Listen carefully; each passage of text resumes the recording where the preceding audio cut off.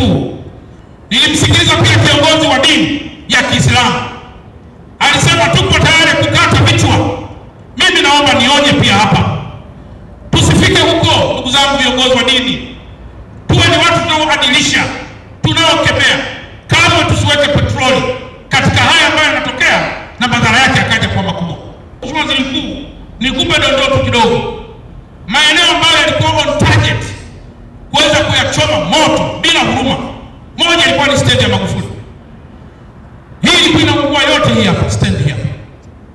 Na Mheshimiwa Waziri Mkuu, nilishukuru jeshi lilikuja haraka likalinda stendi. Mheshimiwa Waziri Mkuu, target ya pili ilikuwa ni mabasi ya mwendokasi. Yameunguzwa mabasi mengi tu ya mwendokasi na kupiga vituo vya mwendokasi. Target ya tatu ilikuwa ni miundombinu ya gesi ya TPDC. Kulipua miundombinu ya gesi na kulipua vihenge vya mafuta vilivyoko pale Kigamboni. Mheshimiwa Waziri Mkuu, nishukuru vyombo vya dola vimelinda kule.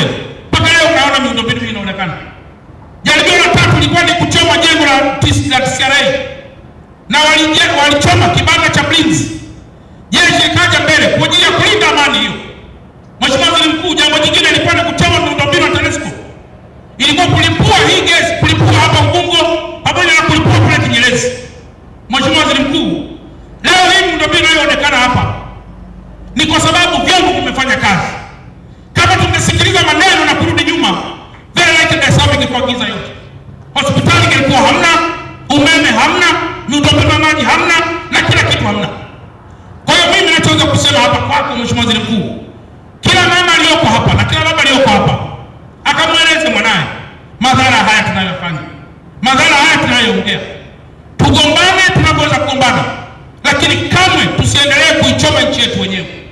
Tukilipua nchi hii, lazima na sisi tutakufa. Itakuwa ni kufanya fujo kama vile kukata mti tukiwa kwenye tawi la mti hiyo. Mwisho wa siku maendeleo ya taifa letu yatarudi nyuma na adui atapenya katikati ili sisi tuweze kufaidi katika maendeleo yetu.